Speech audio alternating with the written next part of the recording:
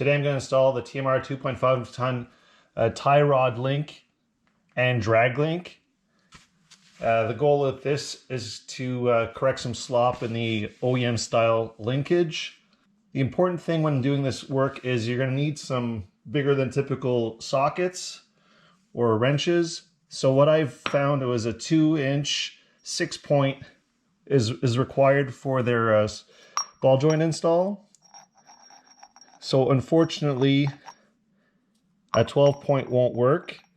Good news is they do have an optional cartridge installer that you can get. And as well, you're going to need a way to hold the ends of the aluminum pieces as well as the lock nuts. So I have imperial size tools, I should say. So 1 5/8 is close enough for here, but if I were to buy specifically for this install, I get metric because it's just a hair under 40 millimeters. And when it comes to the lock nut, 1 13/16 fits. But again, a metric size would work as well. I believe it was roughly 47. So the interesting thing is that half of this kit is going to be standard thread. The other side is going to be reverse thread. And then identify it with this line in the part. So just make sure that you're careful when you split the kit around. And they've also added a little arrow so you know which one is the reverse thread. And the fun thing for the JKs is the 4 cartridges are identical. So it doesn't matter where you install them, but what is different is the parts, the covers. So the ones for the tie rod links are flat, whereas the ones for the drag link are not.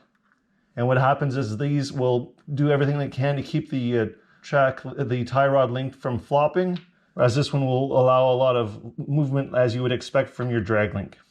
What else you're going to need? Anti-seize, some blue Loctite. The only real difference on the drag link after you've installed the ball joints is the cap. So you end up having to push it down and just make sure that it sits correctly all the way around this lip. And once if you turn it around, usually it'll help it pop into place. There we go. Then you have the snap ring. Put it all the way to the bottom. Try to hold it in place. Stretch it out as much as you can so you can slide it down there like that. And once it's all the way around, just make sure that it's sitting and it's not turned on itself. It's gonna be hard to show on the camera, but oh, I can see here that it is sitting a little funny. So use there. Just want to make sure that it sits correctly. There we go, ready to be installed in the vehicle. Now that the drag link is assembled, I'm going to show the steps on the tie rod link. The important thing on the drag link kit here is depending on the orientation that you install this outer ball joint, you can end up using it in a flip kit. So it's pretty cool for that. At the box, well, that's one direction, doesn't really matter because it's a straight section. And do everything you can to keep the distance between the 2 points matched. So as you thread it in and out, you'll have the same amount of thread holding on to both ends. I've already added some anti-seize on the threads. I do roughly half because as it's going to get threaded in, it will actually push it out. And then the fun thing is to either count the number of revolutions or just measure it out later. So I'm just going to measure it out later. It's a whole lot easier. When you install this lock nut, just make sure that any of the markings are on the outside so that it'll be nice and flush on the side that will lock up with the aluminum piece. And here you can see there's a lot of anti-seize that's starting to pile up. So I'm going to just move that over so I get more coverage out of what I've added. So now it's time to install the ball joints, cartridges. So the important part is to remember where the orientation of your system. This is actually going to be pointing up in the vehicle. So to help with the installation, and I've already got the anti-seize on it, I'm going to turn this half a circle, half a revolution. Then I can put this in and thread it. So you can do this by hand if you want.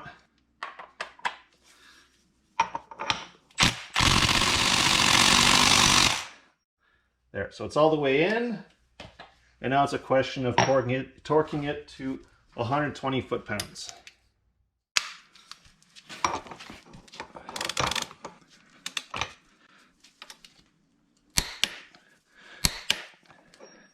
There we go. So I'll repeat the same thing at the other end. So install the caps. You want to make sure that they sit flush all the way around, and then you're going to go around and tighten all the Zerk fittings on all 4 pieces so that when you add grease later it won't go everywhere. So I removed the AEV metal skid plate so I'd be able to get to the suspension components a little bit easier. So I've already moved the tie rod links, disconnected the steering damper. So on mine, the 4 bolts that are attached to the steering components, they're all 21 millimeter. So I have the one left at the drag link, at the knuckle, and then after I'll do the one at the steering box. So what I do, I just rip it out.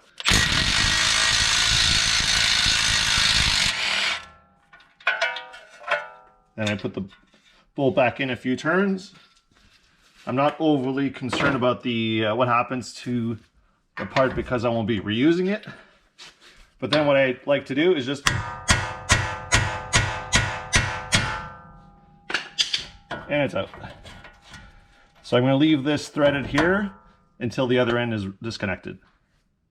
Of everything that has to be disconnected, this one's going to be by far the most difficult. The access is very difficult. I can't put an impact in there and just pull out the nut. So again, another 21 mil. Just have to be patient, walk it all the way out. And after that, I'll have to use a separator to pull this down because I won't be able to top it from the top. Well, that was fun. So yeah, again, I just pushed down with a ball joint extractor, pushed it down. Of course, there was no nut on it, so once it let go, it just fell to the ground. So just be careful doing that. And the other important part is just make sure that there's lubricant so that you don't end up messing up your threads. So now is a great time to take a little bit of time and just observe the difference between the stock OEM style unit and the TMR. Significantly bigger, that's to be expected. This is just massive. So what I'm going to do now is from the original drag link ends, I'm going to take a measurement and then I'm going to do my best to duplicate it here. Then I'll just hand tighten the 2 locks so that it doesn't keep moving. And even before I do that, I'll just double check that the exposed metal at both ends is roughly the same so that I always have the same amount of threading at both ends.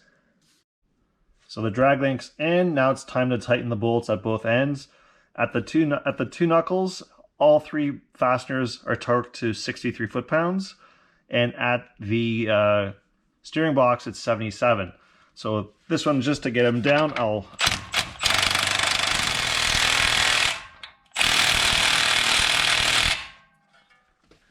we'll go to the torque wrench.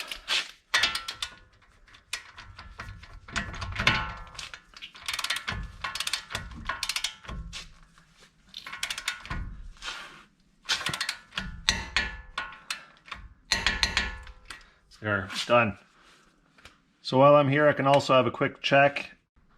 So it looks like I'll be okay between my relocated steering damper, but it'll be interesting once it's fully connected. Same idea here, you're gonna have to tighten it down. Access is absolutely horrible. So this is gonna take a while. And I have no idea how I'm gonna get the torque wrench in here, but we'll see how I can make it happen. I've seen other people succeed. So I'm definitely having issues with distance. So what I've done is I'm using a crowfoot and I'm putting it 90 degrees or as close to 90 degrees as possible to the head so that the torque setting remains accurate. And then I can reach above it and torque it. So I've greased all 4 of the ball joints. The one at the drag link at the other end was a lot of fun. And just be sure that there's still clearance between your disc and the shield. This one's just barely clearing. I'll have to keep an eye. Maybe it'll be an issue once it's on the road, but should be okay. So as you can see, there's not much distance between this Zerk fitting and the other tie rod. So I was able to turn it and connect it from the back, but I'll definitely be getting a different set of kits that I can slide in from the side and grease it so I don't have to worry about adding too much stress on the boot itself. So I changed my mind and I went out and I bought an adjustable wrench. This one goes up to roughly 45 millimeters. And the goal there is to be able to hold this in place without it having any play in it, so I don't end up damaging the edges. So at least now I'll be able to adjust it exactly to the right size. Before doing that, I've got to back out this lock nut, give the threads a quick cleaning. Again, you don't want the drag link itself to move. And what we're going to do now is put some blue Loctite, and this is going to help keep the lock nut in place so it won't move after it's been torqued. Unfortunately, they don't specify a recommended torque setting here, so you want to jam it real good so that you don't end up with it walking off over time. And this is something that definitely has to be inspected at least the first few 100 kilometers, miles, whatnot, until you're confident that it's in place and it won't budge.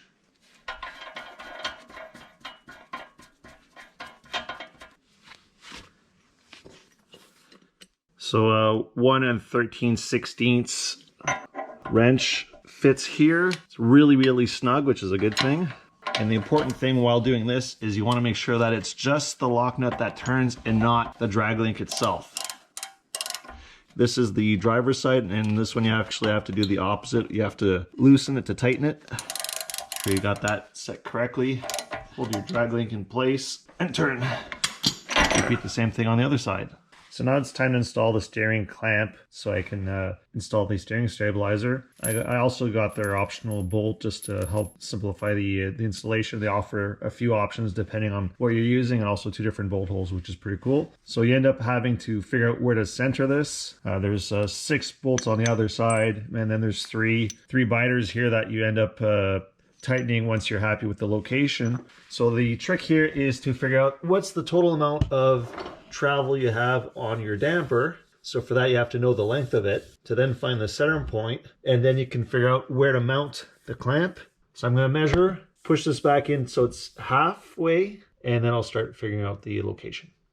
So here's a mock-up of what it looks like. I put a piece of electrical tape just to help me figure out where I wanted to center this this bracket after doing the measurements. I actually had to thread the bolt in before starting to clamp it because it's a bit of an angle because of my relocation bracket over there. So again, that depends on what you're using, and the outcome will vary. And what I rechecked is the measurement here. It's actually not where I want it to be, so I'm actually gonna have to loosen this, move the tape over a little bit, and relocate it so it's actually properly centered, so that when I turn full right, I don't end up smashing the damper on this point here. So it's really important to have it centered so that you get that full range of motion and no binding. So now I'm going to start the vehicle, turn the wheel lock to lock, and see just how far the damper goes. Hopefully it'll stop just before the end of the shaft here, and hopefully it's going to be able to go all the way to the other end without having to pull on this grommet here. Let's find out.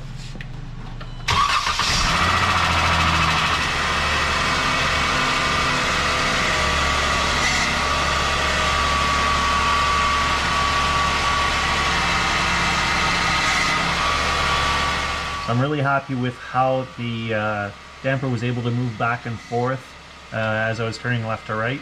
So that tells me that the location of that clamp is correct. Now it's a question of undoing all of the different fasteners, putting some red Loctite on them, and then starting to torque them down to their correct settings. So the 6 bolts on the outer edge of the clamp are torqued down to 16 foot-pounds, and the 3 biter screws are 13 foot-pounds. So in this case, because I'm using a stabilizer bolt, 90 foot-pounds, now I can remove this tape.